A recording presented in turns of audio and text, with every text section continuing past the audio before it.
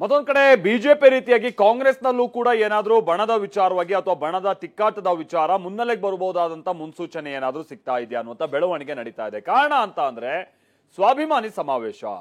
ಹೌದು, ಡಿಸೆಂಬರ್ 5ನೇ ತಾರೀಕಿನಂದು ಮುಖ್ಯಮಂತ್ರಿಗಳಿಗೆ ಒಂದು ದೊಡ್ಡ ಬೂಸ್ಟ್ ಕೊಡುವಂತಹ ನಿಟ್ಟಿನಲ್ಲಿ ತಮಗಿನ್ನೂ ಕೂಡ ಪಕ್ಷದಲ್ಲಿ ವರ್ಚಸ್ಸು ಅಥವಾ ತನ್ನ ಹಿಡಿತಾ ಇದೆ ಅನ್ನುವಂಥದ್ದನ್ನ, ಜೊತೆಗೆ ಹಲವು ಆರೋಪಗಳು ಏನ್ ಬಂತು ಅದು ಯಾವುದೇ ರೀತಿಯಾಗಿ ಅವರ ವರ್ಚಸ್ಸಿಗೆ ಎಫೆಕ್ಟ್ ಆಗಿಲ್ಲ ಅನ್ನುವಂತ ಬಿಂಬಿಸುವಂತ ನಿಟ್ಟಿನಲ್ಲಿ ಒಂದು ಸ್ವಾಭಿಮಾನಿ ಸಮಾವೇಶ ನಡೆಸುವಂತ ನಿಟ್ಟಿನಲ್ಲಿ ತಯಾರಿ ನಡೀತಾ ಇತ್ತು. ಅದೆಲ್ಲ ಮುಚ್ಚಿಟ್ಟಿರುವಂತ ಸಂಗತಿ ಅಲ್ಲ. ಆದ್ರೆ ಮೊನ್ನೆ ದೆಹಲಿಗೆ ಹೋಗಿ ಬಂದ ನಂತರದಲ್ಲಿ ಆಗ್ತಾ ಇರುವಂತ ಬೆಳವಣಿಗೆಗಳು, ಮೊದಲಿಗೆ ಅದು ಪಕ್ಷದ ಚೌಕಟ್ಟಿನಲ್ಲಿ ಆಗ್ಲಿ ಅನ್ನುವಂಥದ್ದು ಒಂದಾಯ್ತು. ಈಗ ಎರಡನೇದಾಗಿ ಅವತ್ತು ಯಾರ್ಯಾರು ಆಯೋಜಕರಿದ್ರು ಅವರನ್ನ ಮೀರಿ DK ಶಿವಕುಮಾರ್ ಅವರೇ ಇದನ್ನ ಟೇಕ್ ಓವರ್ ಮಾಡ್ತಾ ಇರುವಂತದ್ದು ಬಹಳ ಕ್ಲಿಯರ್ ಆಗಿ ಗೊತ್ತಾಗ್ತಾ ಇದೆ. ಅಂದ್ರೆ ಪಕ್ಷದ ಅಧ್ಯಕ್ಷನಾಗಿ ನನ್ನ ನೇತೃತ್ವದಲ್ಲೇ ಇದೆಲ್ಲವೂ ಕೂಡ ನಡೆಯುತ್ತೆ ಅನ್ನುವಂಥದ್ದು ವಿಚಾರ. ಇವತ್ತು ಅದಕ್ಕೆ ಪೂರ್ವಭಾವಿಯಾಗಿ ಒಂದು ಸಭೆ ಕೂಡ ನಡೆದಿದೆ. ವೆರಿ ಇಂಟ್ರೆಸ್ಟಿಂಗ್ಲಿ ಆ ಸಭೆಗೆ ಈ ರೀತಿಯಂತ ಒಂದು ಸಮಾವೇಶದ ಮೂಲ ಆಯೋಜಕರು ಯಾರ್ಯಾರಿದ್ರು ಅವ್ರುಗಳೇ ಇವತ್ತು ಗೈರಾಗಿದ್ದಾರೆ. ಇದು ನಾನು ಮೊದಲೇ ಹೇಳಿದಾಗೆ ಕಾಂಗ್ರೆಸ್ನಲ್ಲೂ ಕೂಡ ಬಣ ಬಡಿದಾಟ ಅನ್ನುವಂಥದ್ದು ಮುನ್ನೆಲೆಗೆ ಬರ್ತಾ ಇದೆ ಅನ್ನುವಂಥ ಪ್ರಶ್ನೆಯನ್ನ ಹುಟ್ಟು ಹಾಕಿದೆ.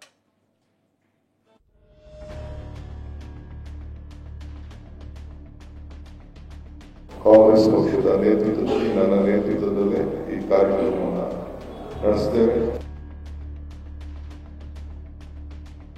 ಹಾಸನದಲ್ಲಿ ನೀವು ದೊಡ್ಡ ಏನೋ ಸಮಾವೇಶ ಮಾಡಕ್ಕೆ ಹೊರಟಿದ್ದೀರಲ್ಲ, ಯಾವ ಪುರುಷಾರ್ಥಕ್ಕೆ?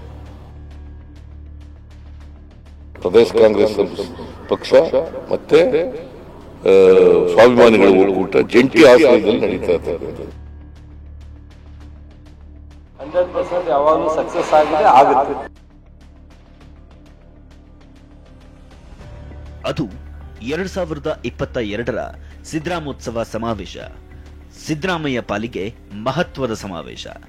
ಲಕ್ಷಾಂತರ ಜನರೇ ಸೇರಿದ್ರು. ಇದೇ ಒಂದು ಸಮಾವೇಶ ಸಿಎಂ ಪಾಲಿಗೆ ಬಹುದೊಡ್ಡ ಟರ್ನಿಂಗ್ ಪಾಯಿಂಟ್. ಕಳೆದ ವಿಧಾನಸಭೆ ಚುನಾವಣೆ ಪ್ರಚಂಡ ಗೆಲುವಿನ ಮೂಲಕ ಕಾಂಗ್ರೆಸ್ ಅಧಿಕಾರಕ್ಕೆ ಬಂತು. ಸಿದ್ದರಾಮಯ್ಯ 2ನೇ ಬಾರಿಯೂ ಸಿಎಂ ಆದರು. ಆದರೆ ಇದೀಗ ಡಿಸೆಂಬರ್ 5ರಂದು ಆಯೋಜನೆ ಮಾಡಿರೋ ಸ್ವಾಭಿಮಾನಿ ಸಮಾವೇಶಕ್ಕೆ ಆರಂಭದಲ್ಲೇ ಕೆಲ ಆಂತರಿಕ ಬೆಳವಣಿಗೆ ನಾನಾ ಚರ್ಚೆಗೆ ಕಾರಣವಾಗಿದೆ.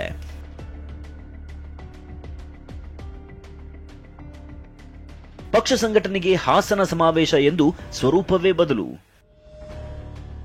ಸಮಾವೇಶದ ಕಂಟ್ರೋಲ್ ತೆಗೆದುಕೊಂಡ ಕೆಪಿಸಿಸಿ ಅಧ್ಯಕ್ಷ DK.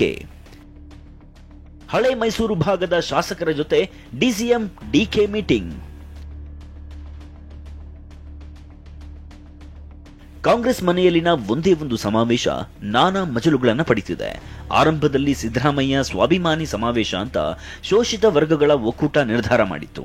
ಇದಕ್ಕೆ ವಿರೋಧದ ಗಾಳಿ ಬೀಸಿದಂತೆ ಹೈಕಮಾಂಡ್ ಸೂಚನೆ ಮೇರೆಗೆ ಪಕ್ಷದ ನೇತೃತ್ವದಲ್ಲೇ ಸಮಾವೇಶ ಮಾಡಿ ಅಂತ ರಾಹುಲ್ ಗಾಂಧಿ ಗ್ರೀನ್ ಸಿಗ್ನಲ್ ಕೊಟ್ಟಿದ್ರು. ಈ ಎಲ್ಲ ಬೆಳವಣಿಗೆ ನಡುವೆಯೇ ಇದೀಗ ಕೆಪಿಸಿಸಿ ಕಚೇರಿಯಲ್ಲಿ ಪೂರ್ವ ಸಿದ್ಧತಾ ಸಭೆ ನಡೆಸಿದ DK ತನ್ನ ನೇತೃತ್ವದಲ್ಲೇ ಹಾಸನ ಸಮಾವೇಶ ನಡೆಯುತ್ತೆ, ಎಐಸಿಸಿ ಅಧ್ಯಕ್ಷರ ಜೊತೆ ಮಾತನಾಡಿದ್ದೀನಿ ಅಂತ ಸಂದೇಶ ರವಾನೆ ಮಾಡಿದ್ದಾರೆ.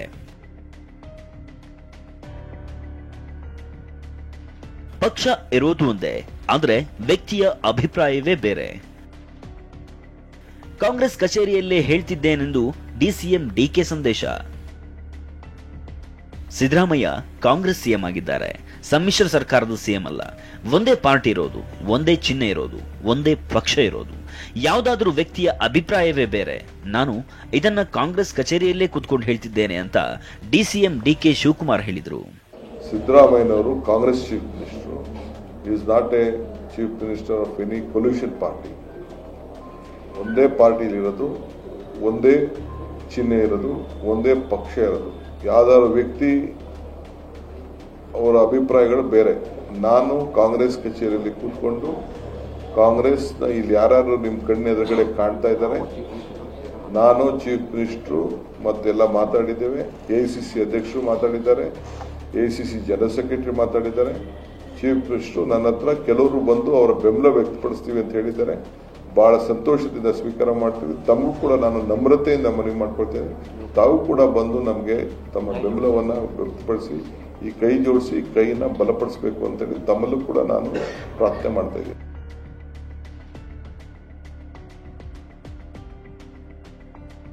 ಸಮಾವೇಶ ನನ್ನ ನೇತೃತ್ವದಲ್ಲಿ ನಡೆಯುತ್ತದೆ ಎಂದ DK. ಹಾಸನ ಕಾಂಗ್ರೆಸ್ ಸಮಾವೇಶವನ್ನ ನನ್ನ ನೇತೃತ್ವದಲ್ಲೇ ನಡೆಯುತ್ತೆ ಅಂತ ಡಿಸಿಎಂ DKಶಿ ಹೇಳಿದ್ರು. ಎಐಸಿಸಿನೇ ನನಗೆ ಸಂದೇಶ ಕೊಟ್ಟಿದೆ ಅಂದಿದ್ದಾರೆ. ಈ ಕಾರ್ಯಕ್ರಮದ ಸಂಪೂರ್ಣ ಜವಾಬ್ದಾರಿ ಕಾಂಗ್ರೆಸ್ ಪಕ್ಷದ ನೇತೃತ್ವದಲ್ಲಿ, ನನ್ನ ನೇತೃತ್ವದಲ್ಲೇ ಈ ಕಾರ್ಯಕ್ರಮವನ್ನು ನಡೆಸ್ತೇವೆ. ಸೊ ಪಕ್ಷಕ್ಕೆ, ಇಡೀ ದೇಶಕ್ಕೆ ಮತ್ತು ರಾಜ್ಯಕ್ಕೆ ಒಂದು ಸಂದೇಶವನ್ನು ಕೊಡುವ ರೀತಿಯಲ್ಲಿ ಈ ಕಾರ್ಯಕ್ರಮ 2 ತಿಂಗಳುಗಳ ಕಾಲ ಒಂದಲ್ಲ ಒಂದು ರೀತಿ ಈ ಕಾರ್ಯಕ್ರಮವನ್ನು ಮಾಡಬೇಕು ಅಂತೇಳಿ ನನಗೆ ಎಲ್ಲ ಜಿಲ್ಲೆಗಳಲ್ಲೂ ಕೂಡ ಇದು ಮಾಡಲಿಕ್ಕೆ AICC ಇಂದ ಕೂಡ ನನಗೆ ಸಂದೇಶ ಇದೆ. ಆ ನಿಟ್ಟಿನಲ್ಲಿ ನಾವು ಕಾರ್ಯಕ್ರಮವನ್ನು ರೂಪಿಸ್ತಾ ಇದ್ದೇವೆ.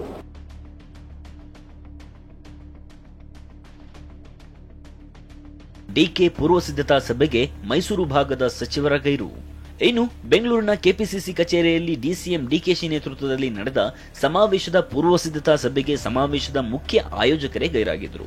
ಇದು ಎಲ್ಲೋ ಒಂದ್ ಕಡೆ ಸಮಾವೇಶದ ಬಗ್ಗೆ ಗೊಂದಲ ಇರೋದಕ್ಕೆ ಸಾಕ್ಷಿ ಎಂಬಂತಿತ್ತು. ಇಷ್ಟೆಲ್ಲ ಬೆಳವಣಿಗೆಗಳ ನಡುವೆಯೇ ಸಿದ್ದರಾಮಯ್ಯ ಮಾತನಾಡಿ, ಇದು ಪಕ್ಷ ಮತ್ತು ಸ್ವಾಭಿಮಾನಿಗಳ ಒಕ್ಕೂಟದಿಂದ ಸಮಾವೇಶ ಅಂದ್ರು.